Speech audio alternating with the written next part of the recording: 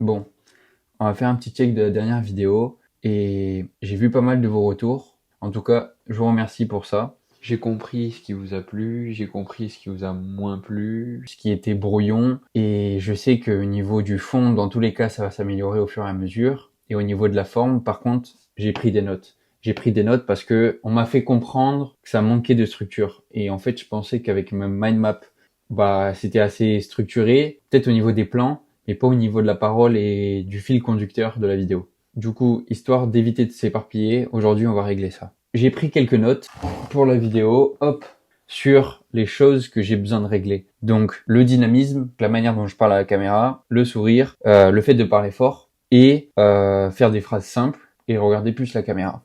Je me suis rendu compte que mes vidéos, elles manquaient d'émotion. Genre, il fallait que je vous transmette vraiment le mood que je suis en train de vivre actuellement. Je crois que on a fait le tour sur ce qui allait pas et on est parti pour la nouvelle vidéo. Allez, bao.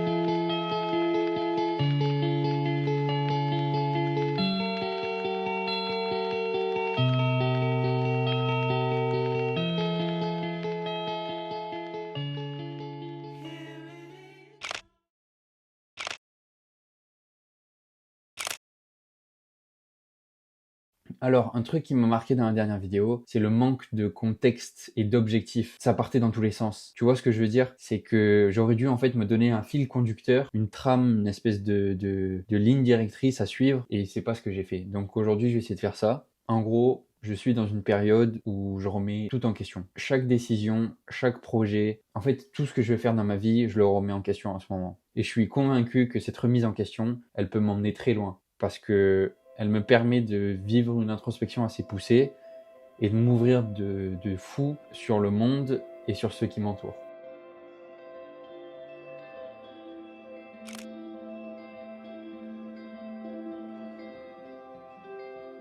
Bon, on attaque le cœur du sujet. J'en viens au plus important. J'ai toujours voulu accomplir quelque chose de grand. En fait, avoir du succès de manière générale, sur plein d'aspects, mais notamment sur l'aspect financier. Et depuis peu, en fait, j'ai affronté quelques batailles personnelles, quelques événements, on va dire, qui me sont arrivés et qui m'ont marqué. Et qui ont surtout switch chez moi quelques idées, quelques manières de penser que j'avais en moi, notamment sur les choses qui comptent le plus dans la vie. Ça peut paraître bête, mais en fait, j'ai arrêté de penser au futur. Vous savez pas à quel point c'est une vraie maladie d'être tout le temps en train de penser au futur, d'être obsédé par le futur et de ne jamais être dans le moment présent. En fait, t'es tout le temps dans la projection. J'essaye de faire un petit travail sur moi à ce niveau-là. Et à force d'y penser, j'en suis venu à la conclusion que faut que je parte, faut que je voyage, faut que j'aille dans un pays qui me met en inconfort, qui me met en difficulté. Je vais m'expliquer un petit peu mieux. En fait, quand tu cherches du côté du développement personnel et même dans le monde entier sur plusieurs courants de pensée, plusieurs auteurs, etc., en faisant mes petites recherches, je peux te citer plusieurs livres: L'Alchimiste, L'Homme en quête de sens, Le Guerrier pacifique, Les Méditations, L'Art de la résilience. Il y a plein d'auteurs, ils en arrivent tous à la même conclusion, que c'est face à la difficulté, face à de l'inconfort, à quelque chose de nouveau que tu ne connais pas, que tu découvres le vrai toi. Maybe she's the one I'm gonna keep by my side. Don't tell me lies in my mind. Du coup, je pense que pour me retrouver dans ce schéma de pensée et dans cette introspection, c'est le voyage. Je vais me mettre dans une situation inconfortable pour évoluer et pour grandir. Sauf que, en vient quelques petits problèmes. Premier problème, l'argent. Dans mon cas, l'argent, elle va me servir pour trois choses. Pour vivre actuellement, donc pour manger, me nourrir, me déplacer. Pour, deuxième chose, aller là-bas, donc le billet, le visa, enfin tout ce qui regroupe dans le voyage. Et le troisième truc, c'est vivre à l'endroit où j'aurais choisi.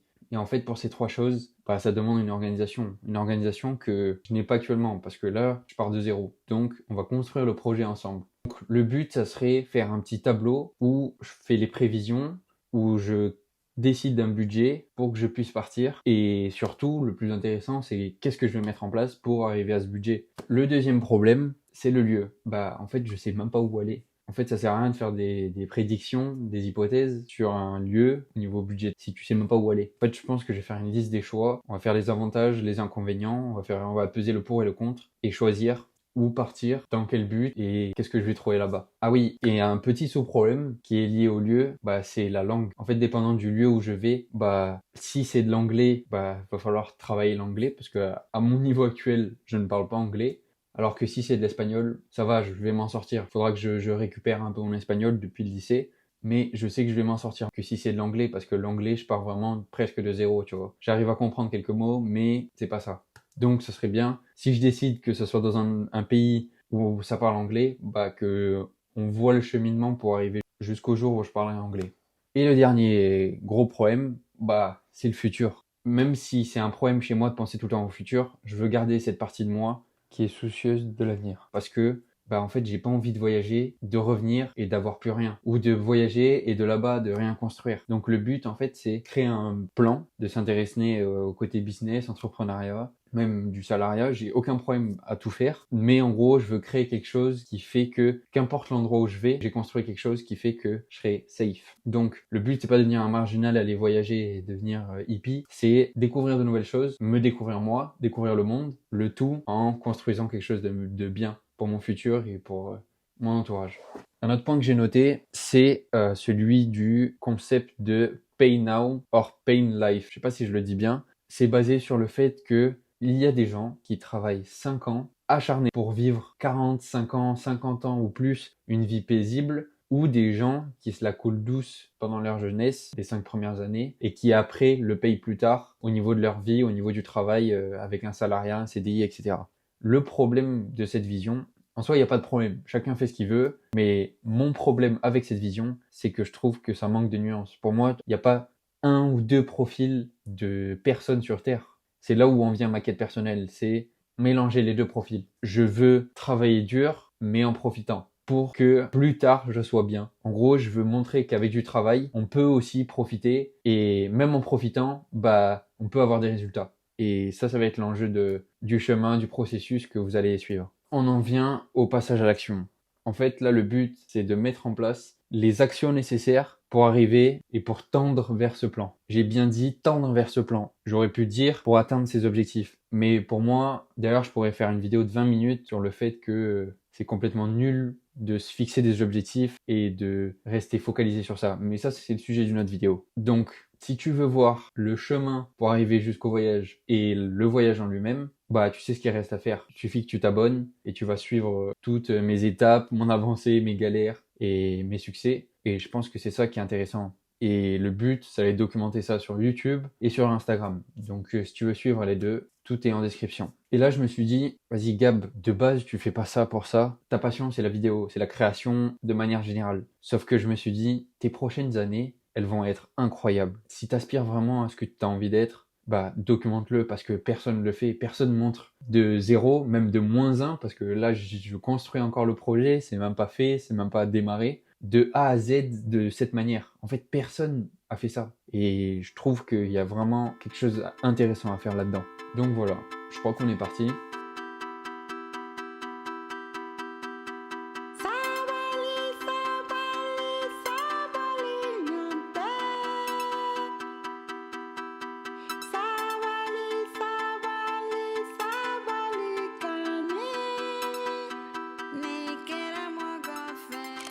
Juste avant de te quitter, j'aimerais juste te donner une petite valeur ajoutée sur un livre que je suis en train de lire, Les Principes du Succès. Le titre peut paraître un peu superficiel, un peu focalisé sur l'aspect financier, mais c'est pas du tout le cas. C'est ça qui est bien. Il y a un petit passage qui m'a parlé dans ce livre, que j'ai trouvé hyper intéressant. L'auteur nous explique que rien n'est plus important que comprendre comment fonctionne la réalité et comment lui faire face, et selon l'état d'esprit avec lequel tu y fais face, et que tu abordes le processus, ça fait complètement la différence. Ça résonne de fou en moi et sur plusieurs périodes de ma vie.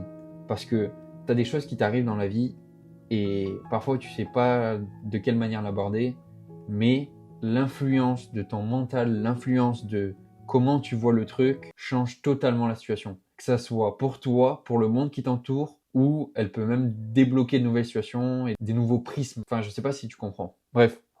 Un autre point que je voulais développer, c'est celui de l'hyper-réalisme. Je m'explique. Je vais vous citer un petit passage du texte, vous allez comprendre. Comprendre et accepter et travailler avec la réalité est à la fois pragmatique et magnifique. Je suis devenu tellement hyper réaliste que j'ai appris à apprécier la beauté qui réside dans toutes les réalités, même cruelles, et j'en suis arrivé à dédaigner l'idéalisme qui manque d'esprit pratique. Ne vous y trompez pas, je crois à la transformation des rêves en réalité. Il n'y a rien de mieux dans la vie que d'y parvenir.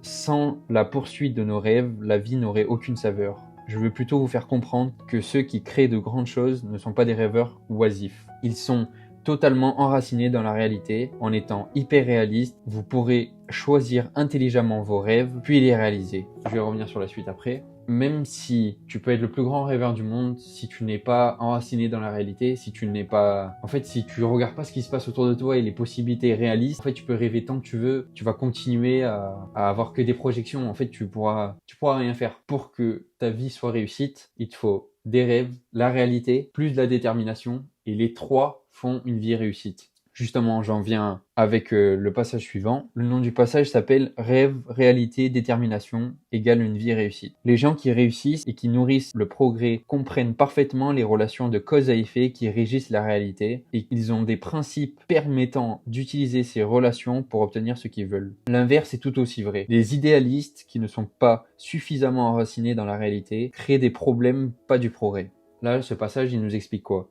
Si t'es juste un rêveur, bah ça va te mener nulle part. Si t'es juste connecté à la réalité, ça va te mener nulle part. Mais si t'as les deux et t'as assez de détermination pour faire quelque chose qui tend vers ce que t'as envie de devenir, c'est obligatoire. T'as forcément une vie réussite. La question qu'il faut se poser, c'est quoi une vie réussite? Moi, je pense que on a tous des besoins profonds, mais surtout des besoins personnels que chacun à réaliser avec chacun. Parce que, comme le dit l'auteur, en fait, si t'as envie d'être le plus gros flemmard de service, fais-le. Si t'as envie de changer le monde, bah fais-le. Si tu veux juste être en harmonie avec toi et avec le monde qui t'entoure, bah fais-le. En fait, juste, la seule chose qu'il faut retenir dans le passage là de ce livre, c'est, t'as une courbe, je vais vous l'expliquer. Hop, là. Il nous explique que ici, t'as une ligne de vie. Et d'un côté, t'as savouré la vie, et d'un autre, exercer une influence. C'est très mal écrit, mais c'est juste pour que tu comprennes. Et en gros, il nous dit que il faut que tu saches vers quoi tu tendes et où actuellement tu dois te placer dans la courbe. Il faut que tu sois en harmonie, il faut que tu sois bien avec toi-même à ce niveau-là, que ce soit dans le futur, dans le présent ou dans le passé, et que tu arrives à te placer sur cette courbe pour que tu saches si actuellement tu es là et qu'est-ce que tu veux dans ta vie. Tu veux tendre plus de ce côté, savourer la vie, ou si tu veux exercer une influence dans le monde ou sur toi ou sur... Enfin bref, exercer une influence. Et en fait, ça te donne la direction dans laquelle tu veux aller. C'est pour ça que tout à l'heure, je vous avais dit que si tu tends vers quelque chose que tu auras choisi, donc savourer la vie ou exercer une influence, bah tu seras forcément en accord avec toi-même. Alors que si tu te fixes des objectifs, bah tes objectifs ils peuvent changer. En fait, ton but de vie peut-être c'est exercer une influence, mais à des moments de ta vie, tu vas vouloir savourer la vie. Ou inversement. Parfois, ton but de vie c'est savourer la vie, mais tu sais que tu as des moments où tu dois exercer une influence. Je suis dégoûté, ma caméra elle a coupé. Mais bref, je pense que vous avez compris. Juste, place-toi sur le schéma, fais un point que ce soit dans la semaine, dans le mois ou dans l'année. Ça, c'est la temporalité, c'est toi qui l'as choisi. Et juste, sois en accord avec tes désirs les plus profonds. Fais le plan général, fais le plan actuel et tu vois vers quoi tu tends et tu verras que les choses seront plus simples. Pour les gens qui sont un peu perdus, bah, c'est un bon conseil, je pense. Donc, voilà. Bref, ça a complètement perdu mon fil. Je suis vraiment désolé. Bon, voilà, j'espère que ces passages t'auront plu. J'espère que ça te servira surtout. Maintenant, on va établir un plan pour voir ce que je fais dans les prochaines semaines pour tendre vers mon voyage. Et tout le long du processus, bah, j'aimerais faire ce que j'ai fait, en fait, te donner de la valeur ajoutée, que ça soit pour un voyage, pour un côté financier, pour un côté scolaire, pour qu'importe ce que tu fais dans la vie, je veux donner de la valeur ajoutée et du divertissement parce que tu vas suivre un mec qui essaye d'avoir une vie dont il a envie. Bref, donc voilà. J'espère que t'as kiffé. C'était Gab. On se revoit bientôt. À plus.